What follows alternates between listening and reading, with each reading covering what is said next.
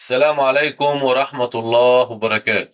مع أخبار جديدة النهاردة عن الباي، هنعرف عن المشروع الشامل، كل تطوير بيحصل وأخبار جديدة. لو أنت مهتم اسمع الفيديو للآخر عشان تعرف معلومات جديدة عن الباي نتورك، المشاريع الكبرى. شبكة باي بتكتب قصة جديدة لم يكتبها أي مشروع آخر من قبل الرواد. ليسوا مجرد مستخدمين، إنهم مشاركين في إنشاء اقتصاد رقمي يمكن أن يعمل على الجي سي في كأساس له. تخيل عالم حيث لم يعد الناس يخشون التضخم، حيث تدعم الأموال الرقمية ثقة المجتمع، حيث يقف الباي كرمز للأمل والكرامة. هذا هو التاريخ الذي يتم صنعه، جانب تقني وواقعي. في الوقت الحالي تم إطلاق الأوبن مايننت، وتم إزالة جدارة الحماية الاتصال كامل بالعالم الخارجي المحتمل. في العالم الحقيقي أكثر ذكاء يمكن أن يتواجد يوميا من على باي. التكامل مع معايير الويب 3 مثل بروتوكول ستيلر 23، العقود الذكية، الاي اي اب ستوديو، نطاقات باي، الدي اي بي بي اس بسعر الجي سي في. كل مثال حي يعزز إمكانية واستقرار باي عند 314,159 دولار. كل مرحلة بارزة مثل صناديق الاي تي بي في أوروبا، والسعر الحقيقي الباي في نوفمبر 2025 يرفع من احتمال ألا تكون باي مجرد عملة معدنية، ستكون مؤسسة مالية عالمية. ما هي التغيرات التي ستجلبها ترقية سلسلة الكتل باي إلى النسخة 23 من البروتوكول؟ الإجابة: سيكون هذا أهم تحديث في رحلة الباي نتورك حتى الآن، نظرا لأن ستيلر قد قام بالفعل بالأساس المعقد في النسخة 23 من البروتوكول، فإن انتقال شبكة باي سيكون أكثر سلاسة.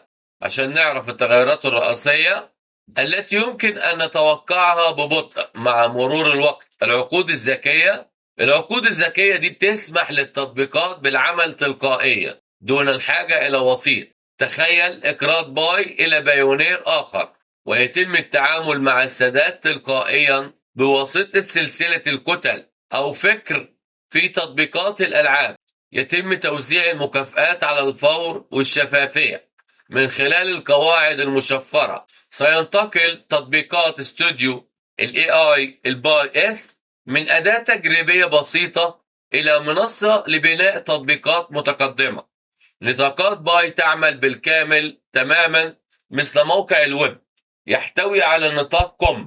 تطبيقات باي والملفات الشخصية سيكون لها نطاق باي للتعرف الفريد. دمج الويب 2 للويب 3 من خلال متصفح باي. ترخيص أصول العالم الحقيقي ال RWAS يمكن تمثيل العقارات أو الأسهم أو السلع كرموز رقمية على سلسلة الكتل باي. من شراء عقار بقيمة 200,000 دولار بالكامل، يمكنك شراء رمز بقيمة 200 دولار يمثل الملكية.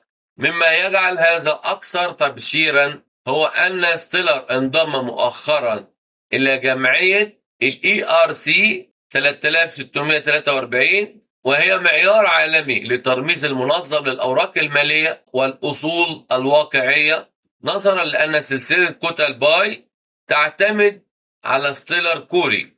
فإن هذه المحاذاة تمهد الطريق لباي لاتباع نموذج الامتثال الأول للترميز والتبني في التمويل التقليدي. اللامركزية بالكامل والمصدر المفتوح. سيتحرك باي تدريجيا نحو اللامركزية بالكامل مع فتح القانون والحكم للمجتمع. باختصار، سيحول البروتوكول باي 23 إلى نظام بيئي كامل للويب 3 مع عقود ذكية وتطبيقات مدفوعة بالذكاء الاصطناعي وأصول رمزية ودمج الويب 2 الويب 3. هذا هو السبب في أن باي لديها إمكانية أن تصبح ليس مجرد عملة دفع، ولكن أساس اقتصاد الرقمي العالمي. العلاقة بين بروتوكول 23 الخاص بعملة باي وبين قانون فيات 21 بشكل مبسط ومترابط. بروتوكول 23 باي نتورك هو تحديث جوهري في شبكة باي يهدف لزيادة الشفافية وقابلية التتبع في المعاملات.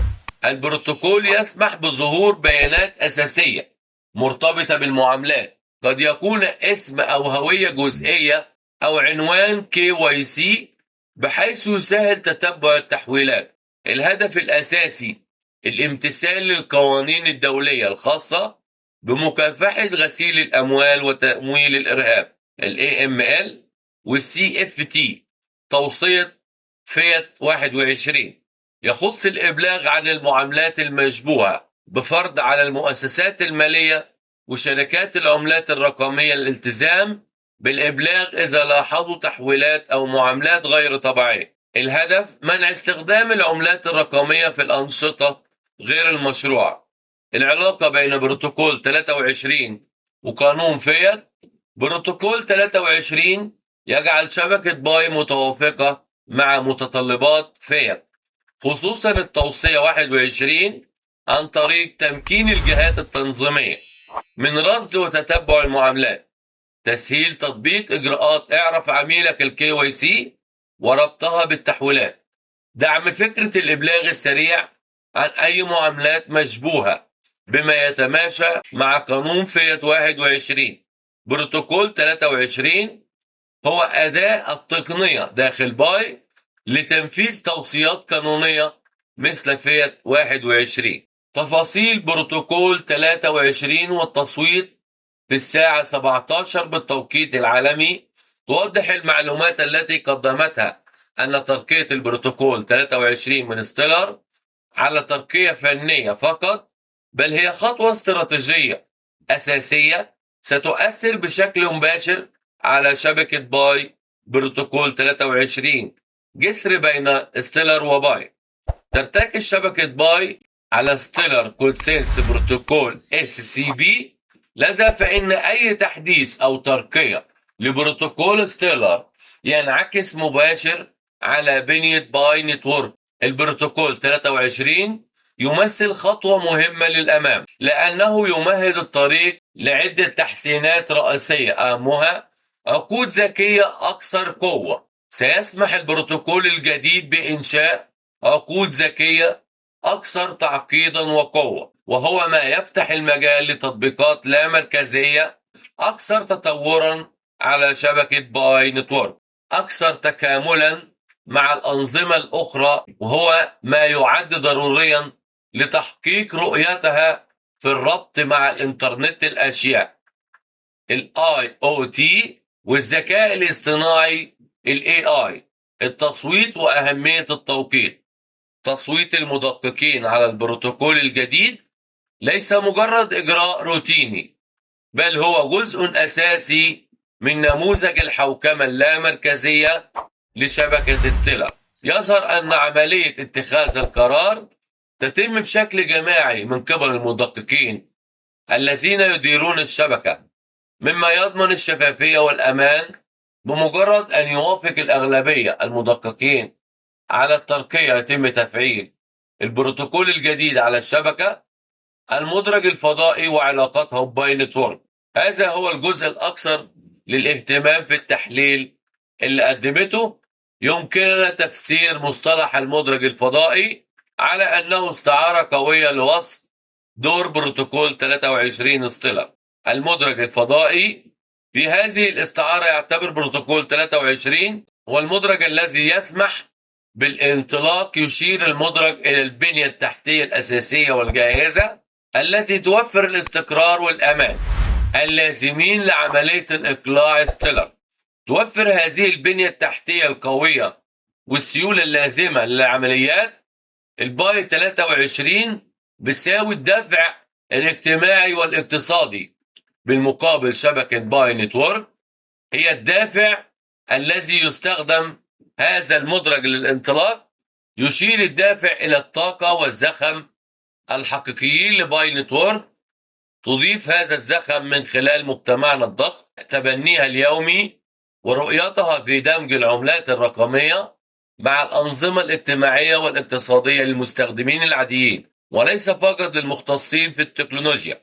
بمجرد أن يتم تثبيت الترقية على شبكة ستيلر تصبح البنية التحتية الأساسية جاهزة. هذا يفتح الباب أمام شبكة باي لاستغلال هذه القدرات الجديدة وتوسيع نطاقها لتشمل مجالات مثل إنترنت الأشياء والذكاء الاصطناعي وصولا إلى هدفها النهائي وهو إطلاق الشبكة الرئيسية المفتوحة Open Mainnet. باختصار يمكننا أن ننظر إلى ترقية بروتوكول 23 ستيلر على أنها المرحلة الأولى والضرورية التي تمكن شبكة باي من بناء تطبيقات ومرافق أكثر تقدما وتحقيق رؤيتها على بناء نظام بيئي لا مركزي شامل. تابع معانا كل فيديوهاتنا عن الباي، هتعرف تطورات ومعلومات جديدة عن الباي. لو انت عايز تعرف اكتر عندنا فيديوهات سابقة كتيرة جدا بتتكلم عن مشروع الباي، تقدر تطلع عليها وتشوفها، تعرف كل ما قيل عن الباي وكل تطوراته في فيديوهاتنا السابقة. وفيديوهاتنا القادمة هيكون فيها تطورات كبيرة. اشترك معنا وفعل زر الجرس عشان يوصلك كل جديد. شكرا لك.